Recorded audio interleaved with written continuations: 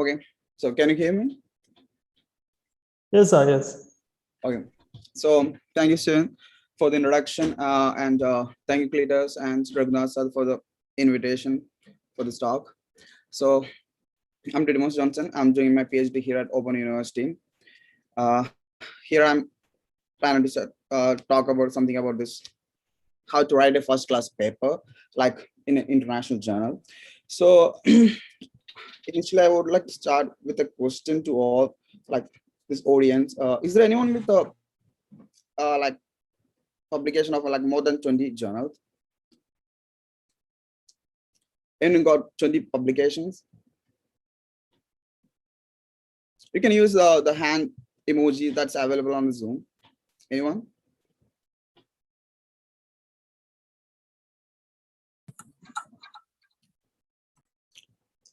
Okay, at least 10 publications. I'm just asking. I'm just want to know the numbers. Okay, is there anyone with the one publication?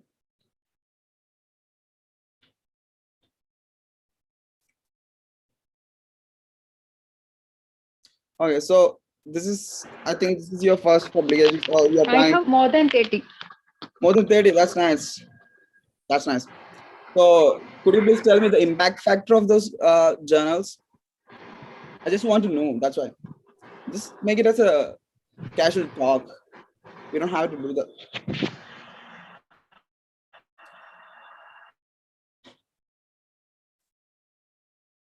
The impact factor.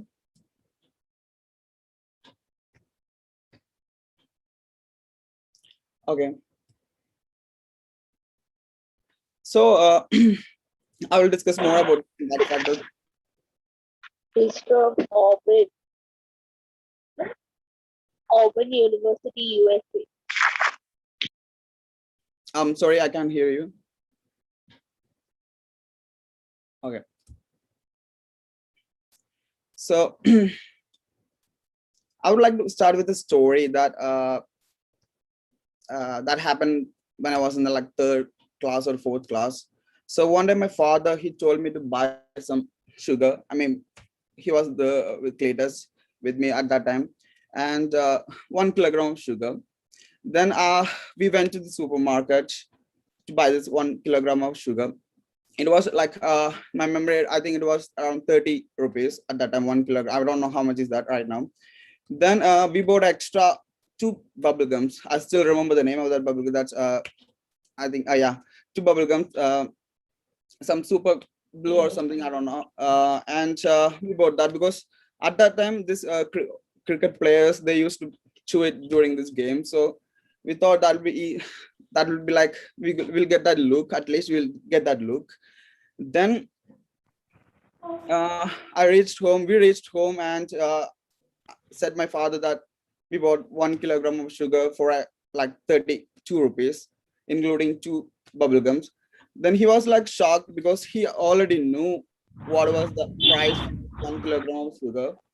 Then he was getting ready to go there to ask him, that supermarket manager, to ask him like why you're doing like this. Like he thought he's cheating us, like we were little kids, right?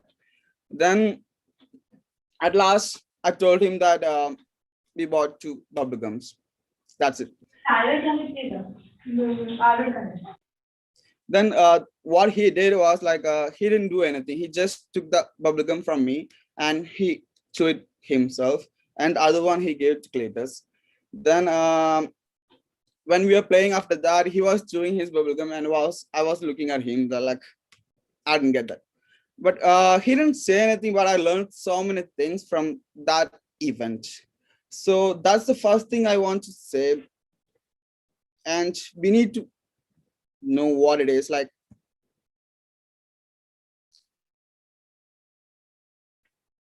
here you can see a paper that is retracted in 2020. So what they did was like they lost access. That's the reason what they are saying. So they lost access to the raw data. So it's a sensational publication that is published in Nature journal, that's Nature Chemical Biology, from some of the scientists from Tata Institute of Fundamental Research. Then it got retracted in 2020. So actually now we are living in the time of pandemic, so we can do whatever we want because nobody's going to take a closer look. So what they actually did is they photoshopped some of the raw data and they submitted it to journal. So I told you it was a sensational paper because they did some great discovery at that time. And some of these troll groups, they found that those pictures were photoshopped. Only them. All others, they, even the journal, they didn't recognize that was photoshopped. And the journal, this Nature Chemical Biology, they asked them to submit the original, the raw data. Then they said, okay, they don't have the raw data. Okay, so what I'm trying to say is the main thing when you are going to publish a paper, it's plagiarism. You can't copy paste something from others, or you can just make something. If you have some data, if you have some results, you need to publish. That's okay. But if you are trying to make something fake, this is not the place for you. Okay. So this is starting that I'm. Then what happened is that they got retracted, and I'm not gonna talk more about the politics behind this issue because I'm not the rightful person for that. But you can read it from news and everywhere. So we need to understand why it is difficult to publish a paper like in international journal. So it's to me, I'm trying like past 6 months to make something new in this area. Not in the publication, I'm trying to make something in the area of chemistry. But to me and to my professor, it's not enough. It's not a new, it's not something new, and I don't think I can publish. Maybe I can publish maybe next year or something. So that's the main thing. Not all research is new, or it's not sufficient scientific interest. The next thing is experiments do not always work. Whenever you are working the same research, it's not very easy to get results, and positive results, they are easy to publish. Then another thing is scientific journals have specific requirements which can be difficult to meet.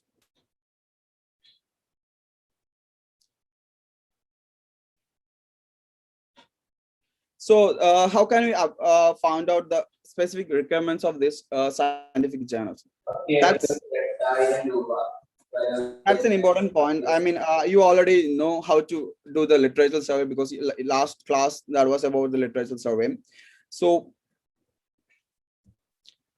how can we know what are the things happening around you? So by doing the literature survey, that's a good example. Like how can we know what are the other publications happening, publishing the last around you? So for that, we can use literature survey like Google. We have this internet and we can just Google it. But more than that, how can we know, like more specifically? For example, if you are doing something in the area of astrophysics, so how can we know what are the new invention, new discoveries that's happening at that time?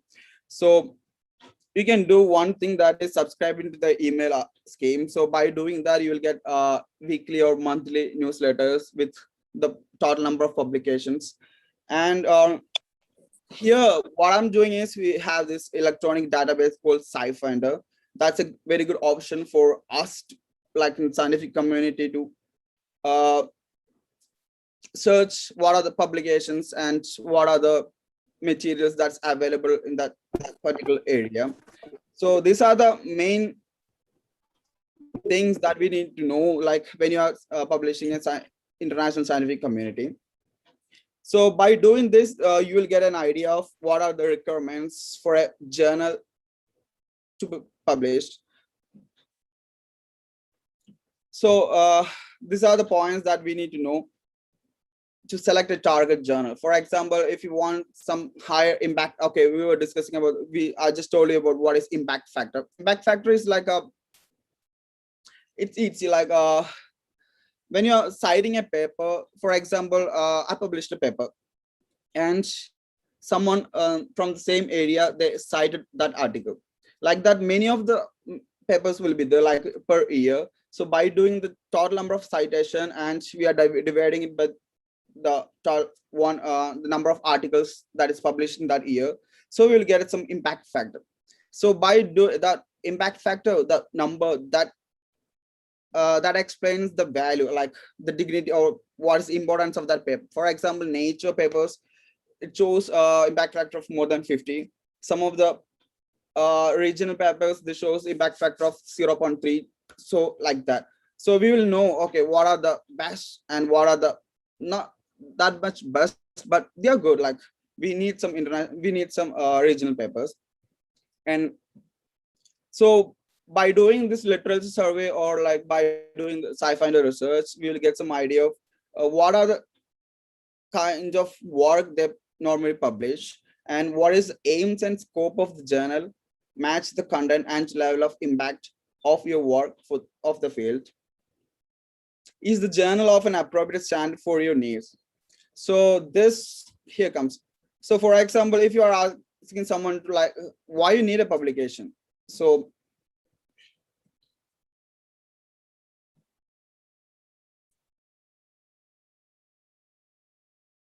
why publish some paper, why we need a publication? So if you're asking someone,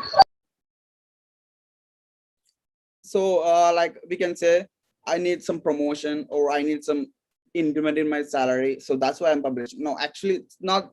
That's not the actual reason why we had to publish a paper. It's not about the number of publications. I think all of you know that Einstein got like less than 5 publications, then he got a Nobel Prize. And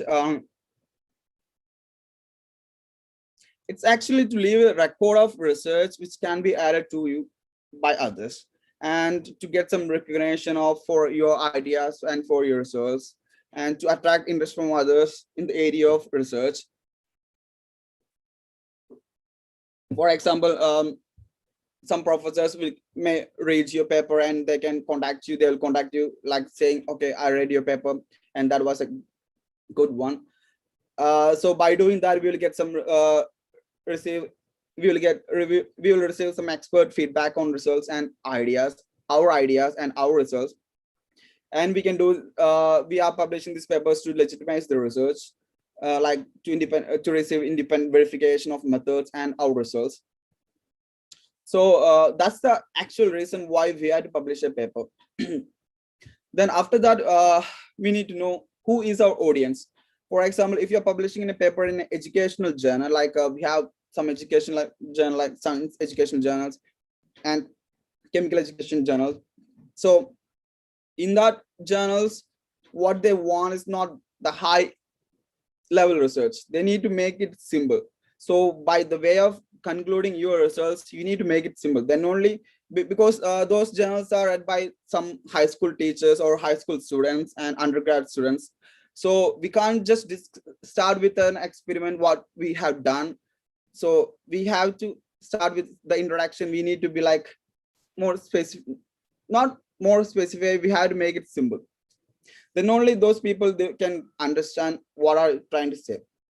So who is your audience? Actually, first we can say that scientific peers, people who work in that area. So it's like less than 100 people will read a paper. So in that case, and the next one is the journal editor or the reviewer. So who is the first person who will read your paper? So what is the actual role of journal editor or this reviewer? Okay, reviewer, what he do? So when you're submitting a paper, he will check all the plagiarism, all the English standard levels, and all what are the scopes and aims of the paper. What is the meaning of your title, and what's the role of your title in the conclusion. So that's the job of this reviewer. And journal editor, he's not gonna edit your paper. He will what are the things reviewer will say, he will use that word. He will use that, and if it is rejection or acceptance, he will decide, this journal editor. And there's one more category, that is normal people, or someone who's not related to your area. For example, if you're publishing a paper in this whatever the business. So even for me, I need to understand what are the things you are trying to say, because I don't have any experience with the business or the commerce area. So that is another class, but it's like less than 2% will be there who will try to read some other journals that is not related to his or her area. So these are the three classes of people that you are looking for. Like first one, the scientific peers or the peers who is in that area, who is specialized in that area. Then second, journal editors and reviewers. Third, the normal people. So we have to publish for these three people. So we already discussed why it is difficult to publish because of the lack of interest, not lack of interest, like we don't have that sufficient scientific interest, and we don't have that much positive values. I've seen some people who start writing a paper without that much results. So actually, in my opinion, that's not a great idea to start a writing paper without so many data. So we can't just make the data, we have to make it by our own. We can't just buy from others, we can't use our others data.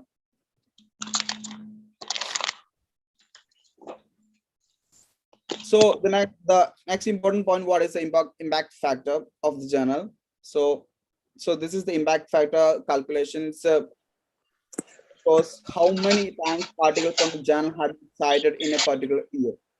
So that's called impact factor. So we have this equation for the calculation of this journal impact factor. That's cites in year X to recent articles divided by number of recent articles. So here we can see this graph from my understanding.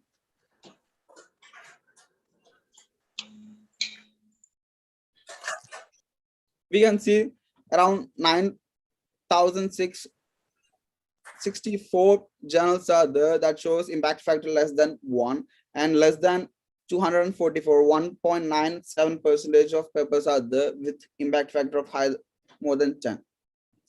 So if you are trying to publish a journal like here with more than 50 impact factor, it is very difficult to publish actually. So we need more data, we need more results. Then only we can at least try to publish a paper in those journals. So these are some of the journals shows high impact factors. So first one, that is Nature Reviews. It shows 96.44 impact factor. And we have this Chemical Review, that's 60.622 impact factor. Science, that's a very good journal for beginners. I mean, not the beginners, like for who's trying to start something in the area of science. So that shows the impact factor of 47.728.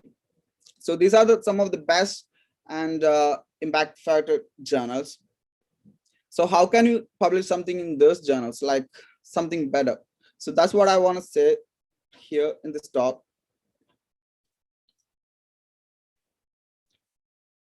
So this is an example for a conventional article structure. We usually call it as AMRAD, that is abstract, introduction, methods, results, and discussion.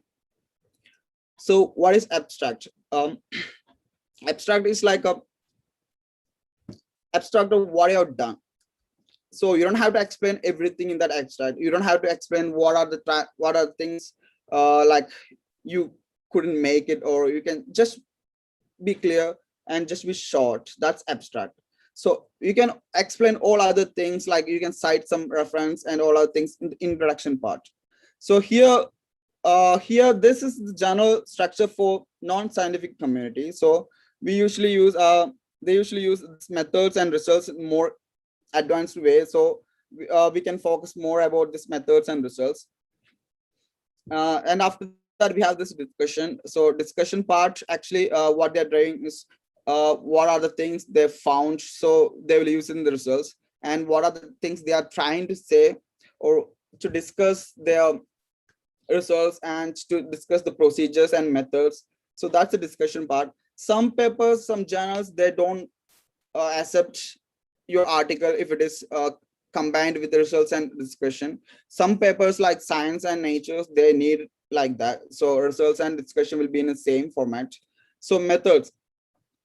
So methods are like like if you're making something, so what are the methods that what are the new methods that you used for that publication or for that project? So that's methods. Like it's easy to write a method if you know what you're done. Like so for that we had to make a note, like what are the experiments you have done, what are the procedures you have done, and what are the from where you got that procedure. For example, for how can I say, like citation. Okay, so we can use the analogy of this chicken curry. So if you are trying to make a chicken curry or veg curry, whatever it is, you are using the procedure from others, like your family members, your mother or someone related to that. So you can use that procedure for your public for the chicken curry, but the chicken is yours, and after that the curry is yours. So after all, the whole chicken curry is yours. So you can cite the procedure when you are doing in the when you are publishing something. Like, so you are not, that's not actually the plagiarism. The plagiarism works totally different from that. So like if you are buying chicken curry, that's not plagiarism. We can't do it. So for example, if you're buying some scientific data and you are publishing, that's plagiarism. So methods, we can do so many like for example, what I'm trying to say is what I'm trying to do is making a compound. I spend like around 6 months to do that. Then for that purpose, I collected so many literatures or so many procedures to make the same compound. Like someone already did that compound, like someone already made that. So what I'm trying to do is making another compound from the same source, like A to B. So it was already made by others, so we can use their procedure, and from A we can make B. So if the same procedure is available, we can use it, but we can't publish it. Then from B to C, if you want to make some other compounds, we can use it. Like we can, if there are procedures available, you can use it. But if you want to publish you need something new. So that's we can't publish it. So from C, if you're trying to make some other new molecules, that's not available, nobody has ever done that, so that's the result. So in the method section, what you can write, like what are the methods, like I made A by using this method, I made B, I'm using another method, and I made C using different kind of method, and you can cite them. Citation, like citation means there are some other options, like online options to cite one reference. For example, I used some article of Journal of Chemical Education to make A. So we can cite I use this procedure from I taken from this particular article. That is method section.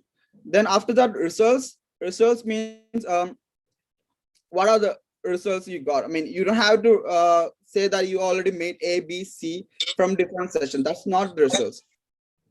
So results means you made the C to D, or what are the new compounds. So you don't have to explain all other things in the results section. You can explain that in methods, and you can use that in introduction part.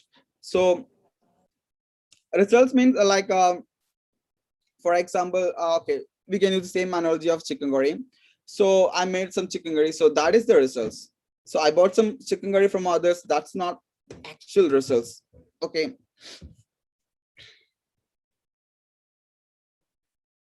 So this is for the non-scientific community, like how they use the conventional article structure to make publication.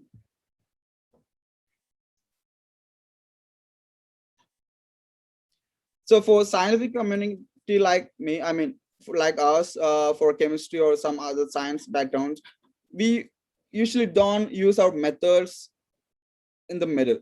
You can see first we use abstract and then introduction, then here comes the results, because we do care about more about the results, not the methods. How we don't have to worry about how we prepare, we have to worry about what are the results that you got. After that, there's a discussion. So in that particular area discussion, we will discuss what are the methods that we used and what are the difficulties happened during the experiments or something. So this is the conventional method for the preparation of this scientific article if it is a scientific journal. So this is one of the publication. I just want to explain what are the things happen here. So here, this is the title of the publication, and here we can see this is the title, and these are the co-authors and authors. So that's another thing, like how can you make a co-author, or how can you acknowledge someone who did something for us?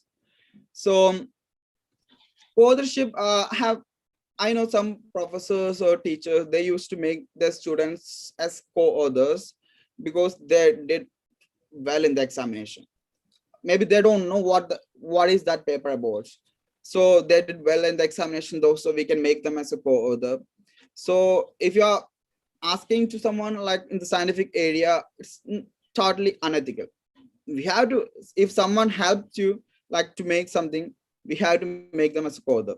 Otherwise you can just acknowledge them, okay, he was standing just near to me when I'm doing that experiment. Otherwise you don't have to make them as a co-author. And after that, here you can see the supporting information. So I have already discussed that.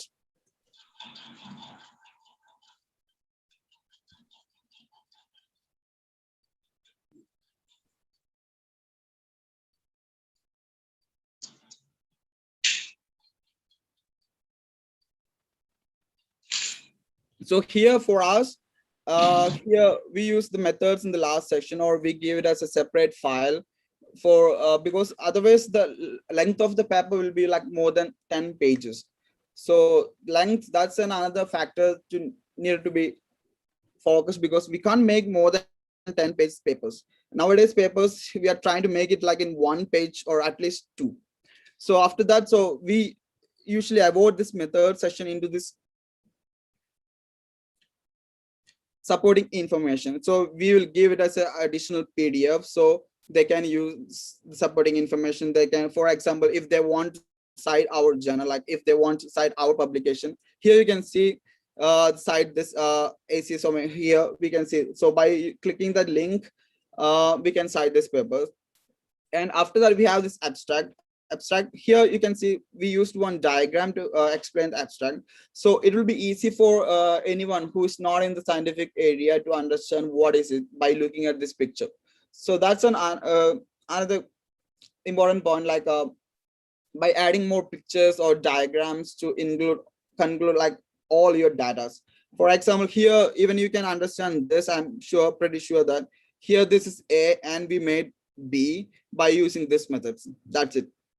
So by using more diagrams, we will get some we can reduce the number of words, one picture worth of 1,000 words. So then we abstract, then we give some data, like abstract what we did like in short form. So these are the things that we did. We synthesized a compound and we used this other methods to predict the values of this B. So that's it. So that is abstract of this.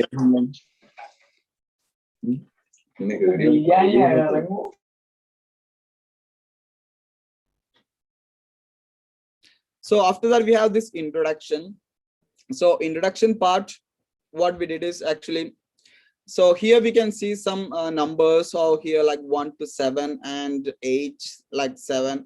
So 1 to 7, here these two molecules, I know it's very difficult. It's a little bit uneasy for you to understand what it is because you are not in the scientific area, but I'm doing this. This is my research. So I thought it will be easy for you to understand, like if I focus on my research. So these are two molecules. So we made these molecules and we don't know what are the biological applications of this molecule. So what we can do is we can cite other journals or other publication who did that work. Like for this is consider this as A and B. So A shows some anti-cancer or some other properties, and B shows some other disease activity. So we don't have to work on biological activity. We can just cite what are the others done and we can just use their as reference. Like you can see 1 to 7. So 1 to 7 reference means, so we used their data in our publication. Actually, if you're asking, that's not plagiarism. Plagiarism, if you are just copy and paste their data in our publication, that's plagiarism. Like here we can say, like saying, okay, we produce this biological activity molecules with this much biological activity, that's plagiarism. But if you are citing them, or if you are acknowledging them that they did this work and we use their work to publish our paper, that's not plagiarism. And here you can see, this is the introduction. We made it like very short. What are the things that need to be know about these molecules, and what are the methods we used in this introduction, like for these molecules, not like elaborately, just introduction.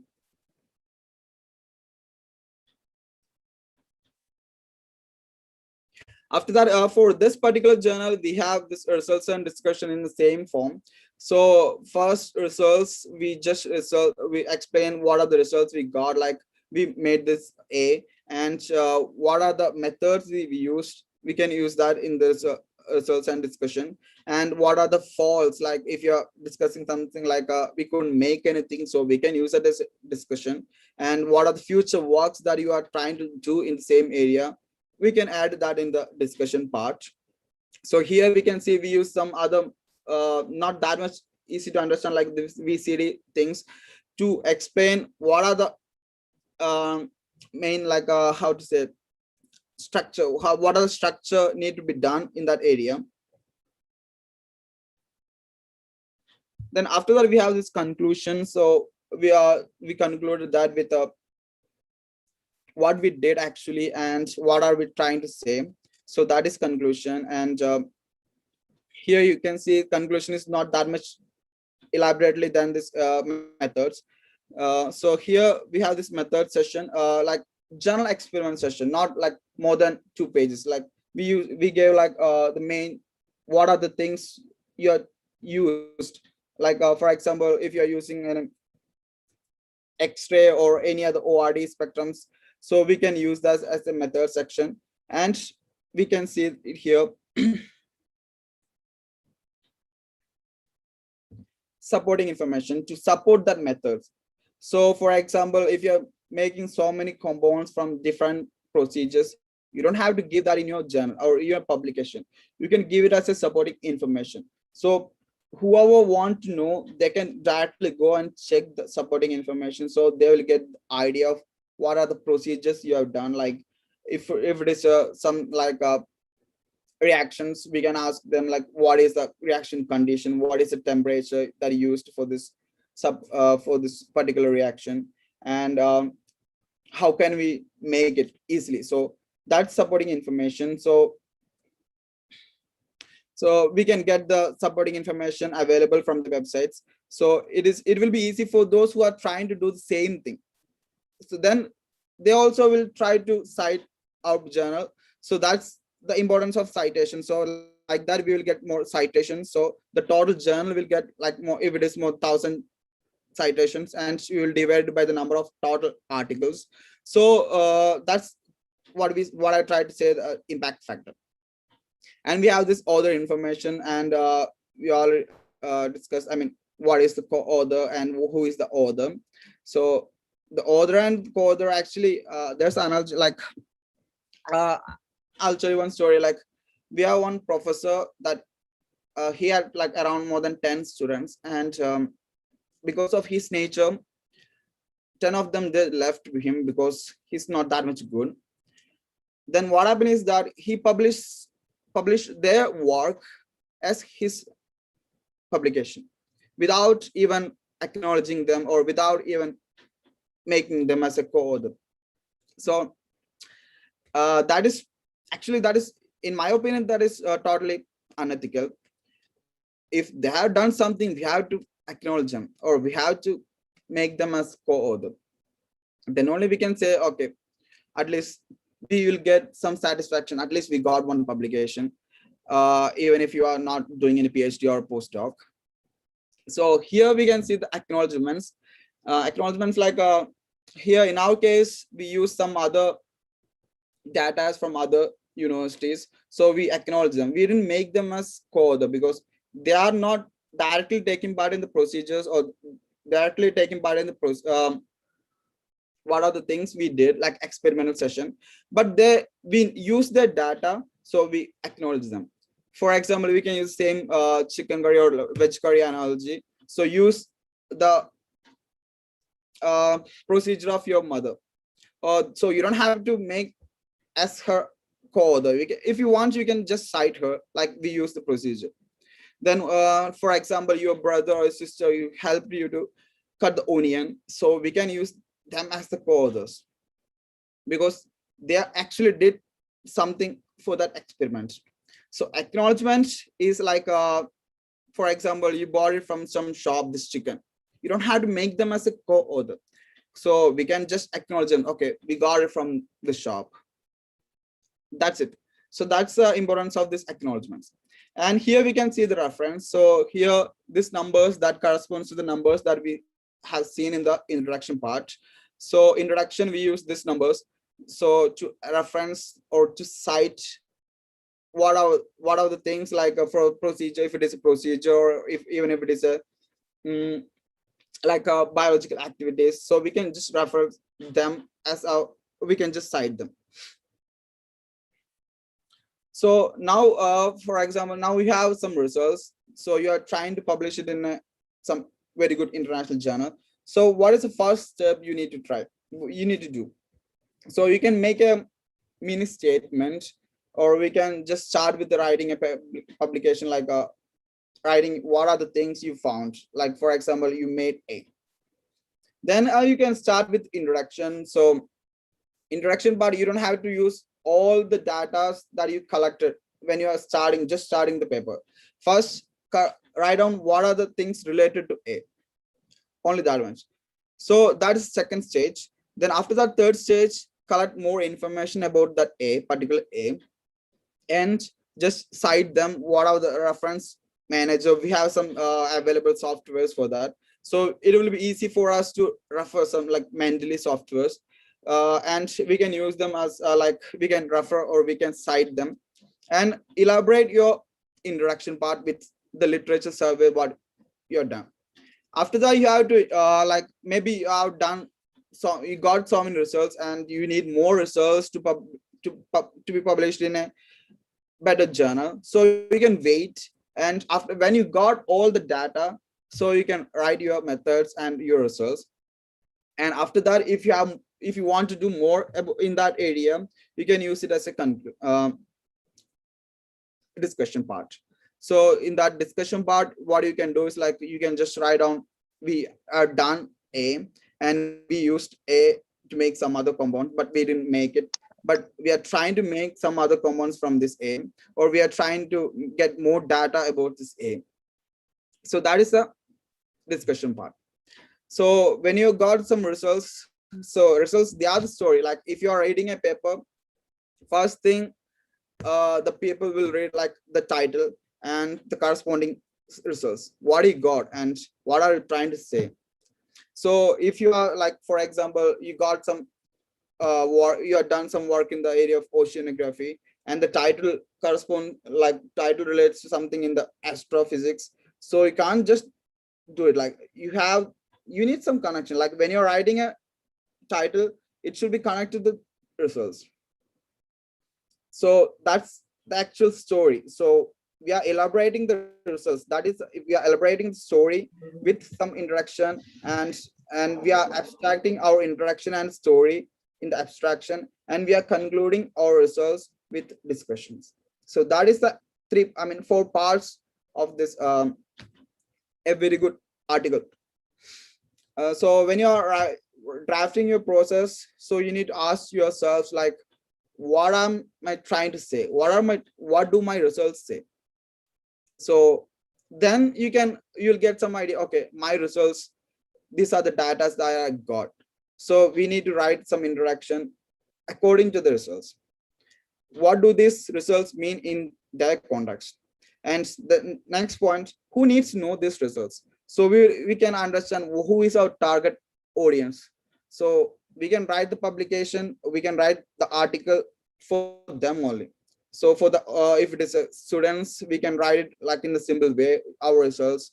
We don't have to explain like more specifically. We can elaborate our results. And if it is more advanced peers in the area, we can use our results. Like we don't have to explain the simple form. We can directly start with the specific results. And the next question is, why do they need to know? So that's another important point, like why someone needs to read your paper.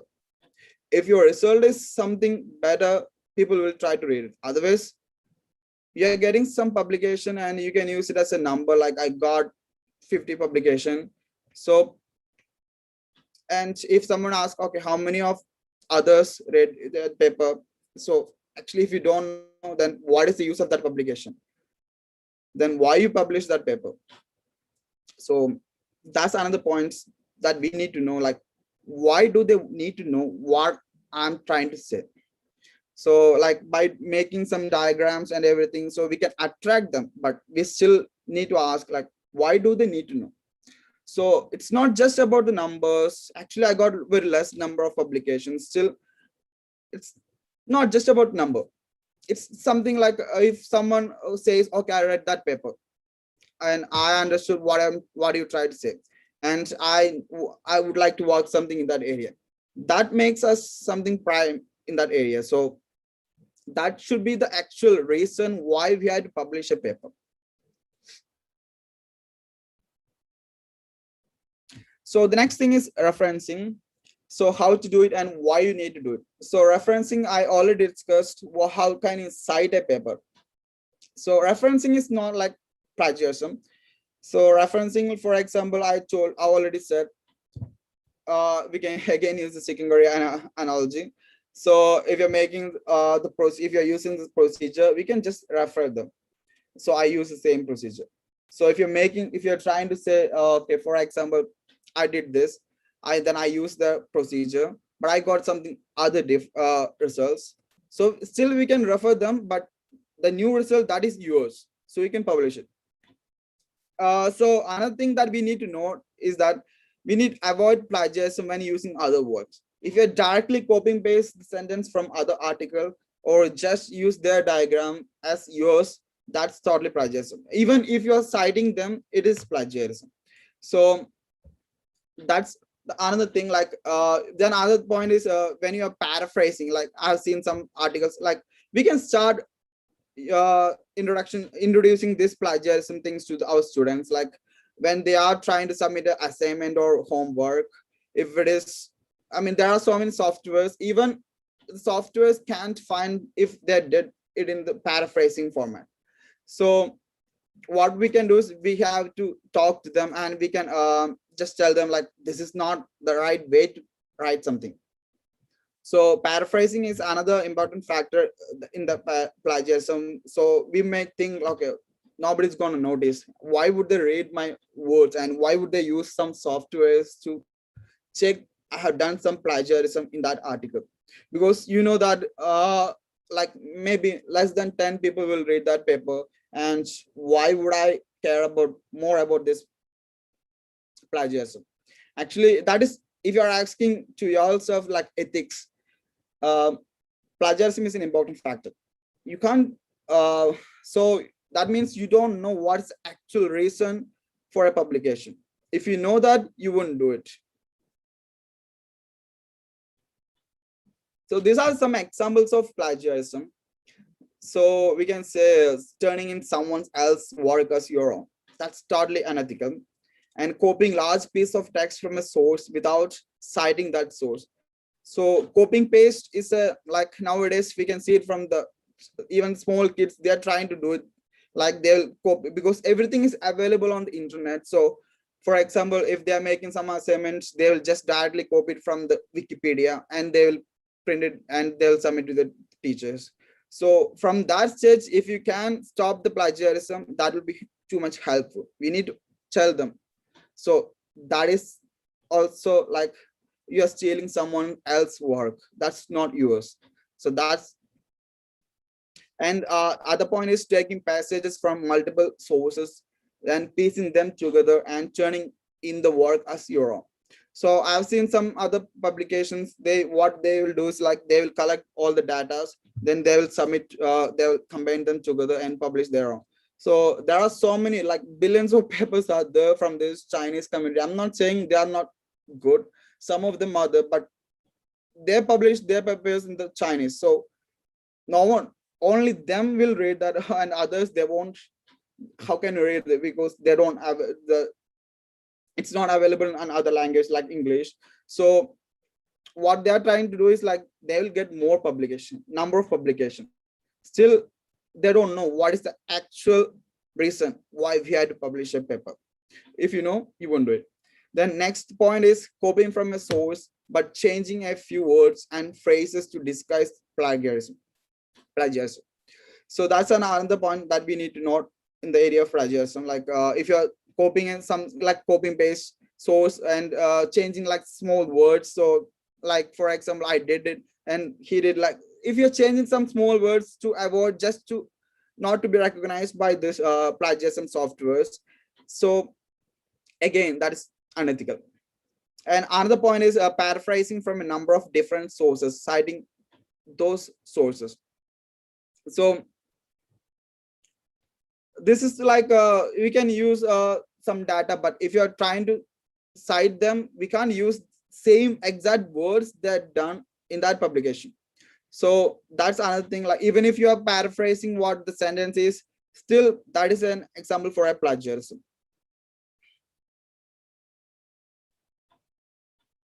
So next thing is how can we avoid this plagiarism? So for example, we can attribute reference. So for example, we can cite these papers, but we can't just copy, or we can't just take the data from others. We can attribute, but just like for example, I'll show you the paper. For we use the method, we use the biological activity, but we didn't make it, so we just cited them. Then next point is describe all sources of information. For example, I collect all the information from a book, so I need to refer, even when you are when you're presenting something on like PPT form, so you have to refer what are the sources you have done, what you have taken, and you have to give acknowledgments. For example, if they did something for you, you just need to acknowledge them. Or if you use their method, or if you use their procedure, you need to acknowledge them. Then next thing is use quotation marks wherever you require. Like if you are taking some common, like for example, Newton's third law. If you're using Newton's third law in your paper, you can just quote it. So you don't have to cite it, because we don't know what is that, where is that publication. So, but we know there's a theory like that. So we can just quote it. That's Newton's third law. So here, that's not an example for plagiarism. Like by doing this, we can avoid how to do this. We can avoid this plagiarism. So the next thing is, now you have your results and you know how to write it by using this AMR form, like abstract, introduction, methods, and discussions. Now you're planning to submit into an international journal. So first thing, you have to submit it with some contributing covering letters. So covering letter means you have to explain that, state the title of manuscripts and name of the authors. And you have to state the research is new and original and not been published before.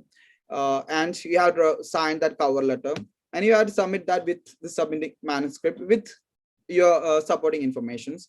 So nowadays, these journals, they are for online submitting.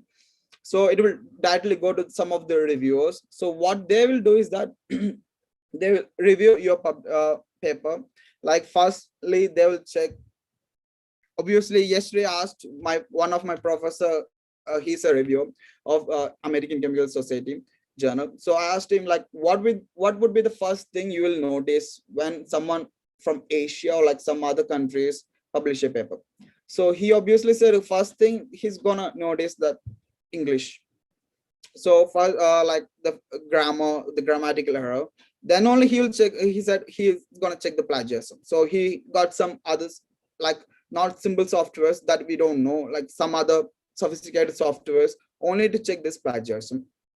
Then he will use that softwares to check the plagiarism, grammatical error, then only he will check the content. What is that? Like the title, what is the relation between title and the results, and what you're trying to say in the discussions.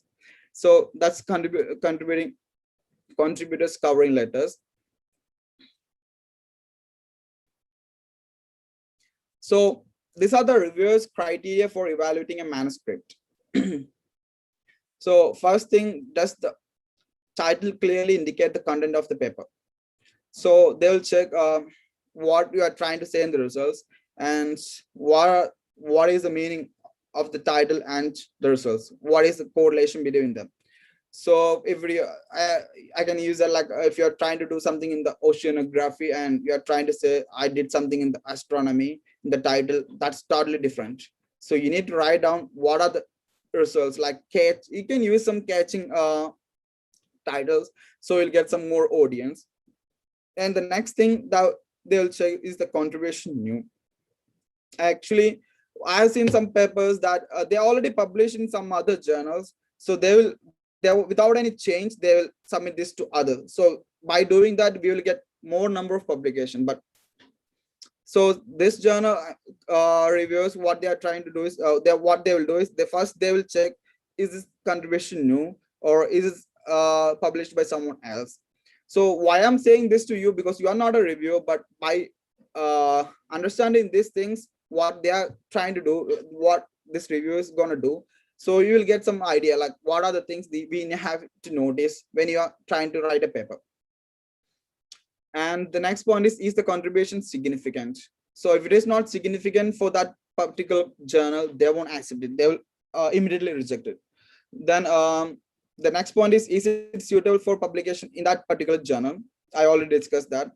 Is the organization acceptable? That's another point. Like if you're publishing from home publications, so we need to verify the authorship or organization.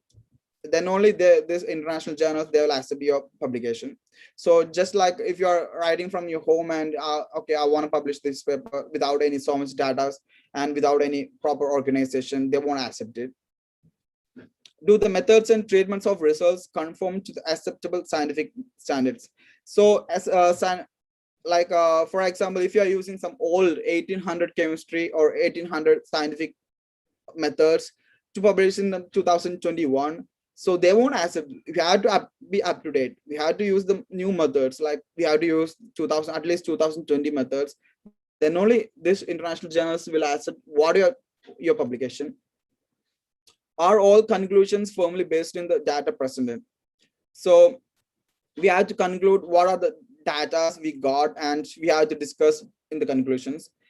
Is the length of the paper satisfactory? So that's another point we need to note. Like we can't make a publication that is like around 10 pages. That's, we can call it as a thesis or like some review. So publication nowadays, like we are living in the time of pandemic and nobody cares to look closer. So what are people will do is like people will check the title and the results. So they don't have time. So we can't just make 10-page publication. Okay, then telling okay, I got 10-page publication and now it's your turn to read. It's not like that. Actually, if you want to be seen that paper by someone else, you have to make it short. How you can short, just make it short. So that is another point this reviewer is gonna check, like length of the paper nowadays it's like more than 3 is not satisfactory. We need to make it like less than 3. Are all figures and tables necessary? So we can include figures or tables like in the section like methods, or we can include them in the introduction. So why? So you need to ask yourselves like why we need that table? Is that necessary? Like, can we avoid that by adding one sentence, or can we avoid that by adding another picture or like any other pie chart or anything? So which one is more easier for the reader to understand? So these are the points they are checking. Like if you are making like around 20 graphs and nobody knows what it is, so the reviewer won't accept that, because we need to know what's happening in that graph. We need to explain. If it is just one graph, you need to explain that graph. So that's the another point. do the title and abstract clearly indicate the content of the paper? So I already discussed what is the title. Actually, how can you write the title? So we have to know, like, if you are trying to do something like, okay, I made A, we can't just make the title as, okay, I made A. We have to make it like some catchy words, and it should be clearly indicate what you're done. So that's like, for example, if you're doing some literature survey, you can see there are so many publications will be there in the same area, and which one will be like, anyway, you have to click some papers. So how do you how the reader will click it? So it's the first thing they are going to notice the title. So if it is catchy, people will notice and people will read that. If it is not, like if it is a long essay title, then people will think, okay, it's not a proper good journal or not a proper publication. Then next point is, are the reference up to date, complete, and the journal titles correctly abbreviated? So that's another thing I'll show you with my reference. So here we can say we use this journal, like Journal of Organic Chemistry 2007. Here we use this, that's a common term we can use to refer a paper, and the year that we published, and issue, and the page number, and DOI is the link to get that paper. So people, maybe we referred one procedure for like one, so we can use that procedure. Like if a reader wants to know more about that procedure, he can directly go to that paper without reading your paper. So that's another thing, like if you reference something, you need to do it properly.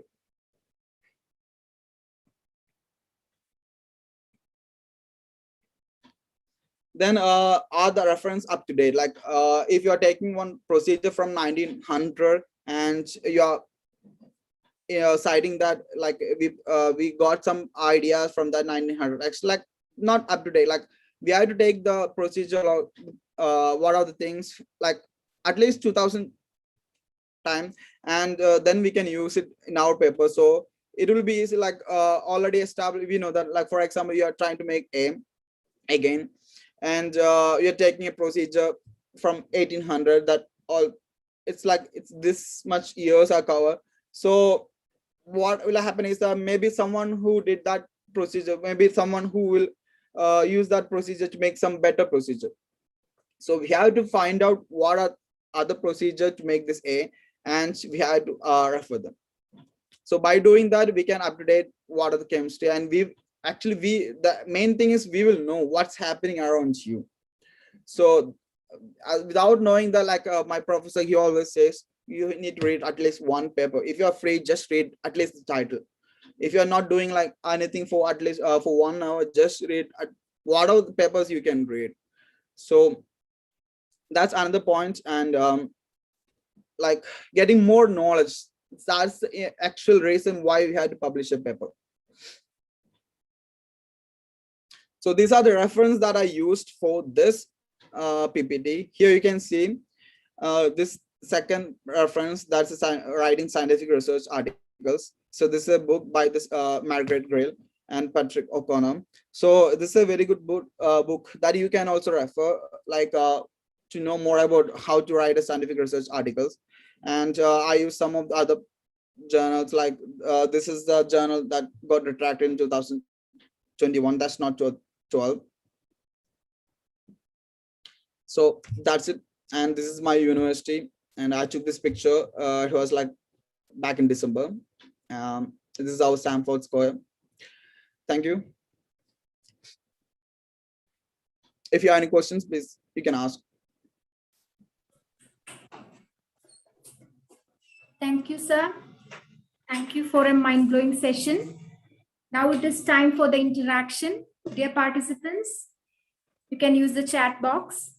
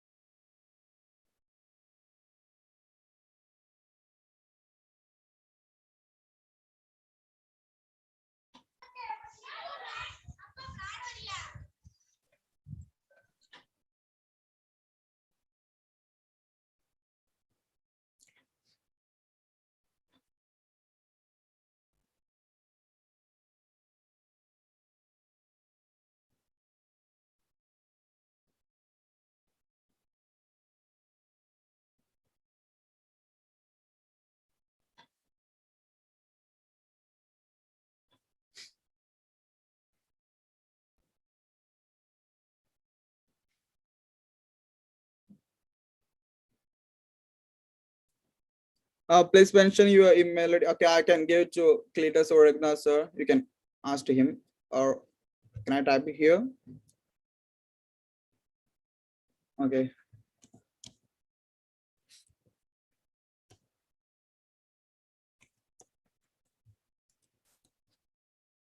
That's my email ID. You can just check the chat box.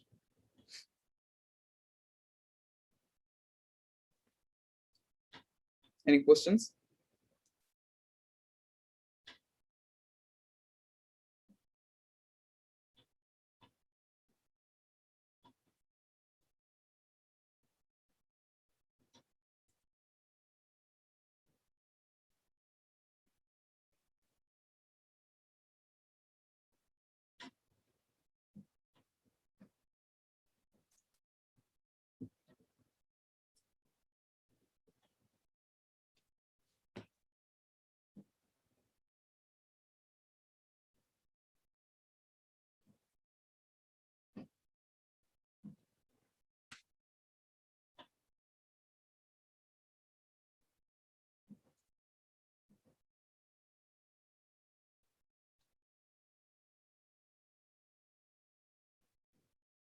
Okay, sir. I think everybody's clear with the session. So now, There's a question that I can see. Can you explain the relevance of citation in academic journal? Of course, relevance means I already discussed, like if you're taking something from others, you need to cite them or you need to acknowledge them. That's the importance of making a citations.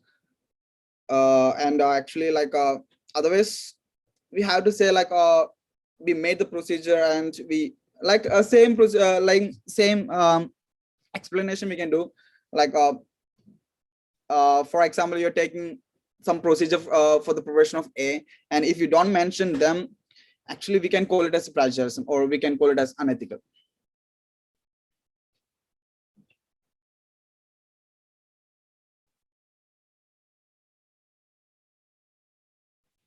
Does the publishing in open access journals increase the citation? Yes, of course. If it is open access to everyone, it will increase the citation. But if the results are not that much important, like people won't notice it, even if it is an open access journal.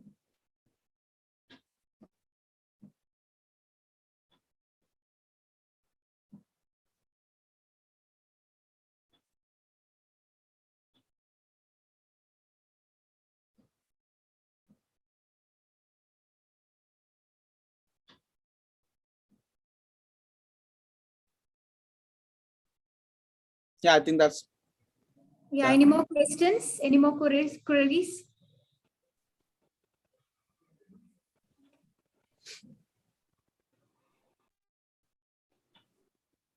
Okay, thank you, sir.